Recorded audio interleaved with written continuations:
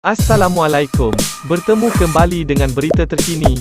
Sebelum mula sila subscribe. Terima kasih.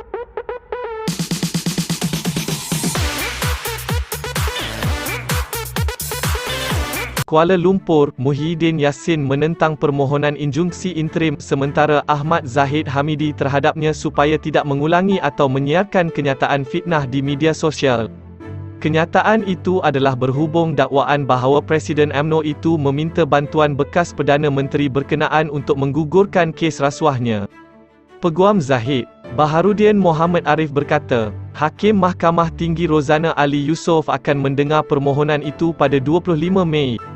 Muhyiddin telah memfailkan afidavit untuk mencabar permohonan Zahid mendapatkan injunksi sementara menunggu keputusan akhir saman itu, katanya kepada FMT.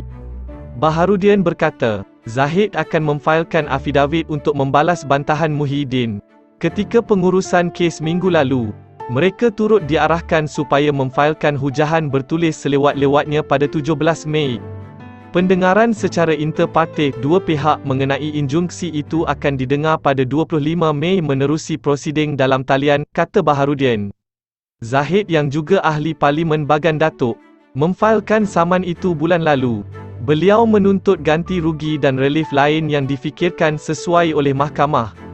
Muhyiddin, yang juga satu-satunya defendan, didakwa membuat tuduhan itu terhadap Zahid pada kempen pilihan raya negeri PRN, Johor. Zahid menafikan beliau bertemu Muhyiddin untuk mendapatkan bantuan Perdana Menteri ketika itu bagi menyelesaikan kes jenayahnya yang masih berjalan. Muhyiddin adalah Perdana Menteri antara Mac 2020 dan Ogos tahun lalu. Dalam penyataan tuntutan, Zahid berkata, kenyataan fitnah yang dikatakan oleh Muhyiddin membayangkan beliau tidak layak menjadi Presiden UMNO dan pengerusi Barisan Nasional (BN). Beliau mendakwa kenyataan itu bermakna beliau menggunakan jalan pintas untuk menyelesaikan kes jenayahnya bagi kepentingan peribadi. Beliau juga berkata, wujud niat jahat di pihak Muhyiddin yang mengeluarkan kenyataan itu kerana Perikatan Nasional (PN) adalah salah satu gabungan yang bertanding dalam PRN Johor. Zahid sedang dibicarakan atas 80 tuduhan rasuah di sini dan Shah Alam.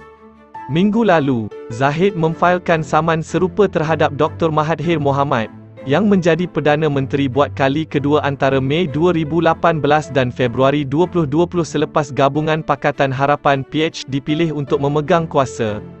Dalam sidang media pada 23 Februari, Mahathir mendakwa bahawa Zahid dan beberapa lain bertemu beliau di kediamannya pada 2018.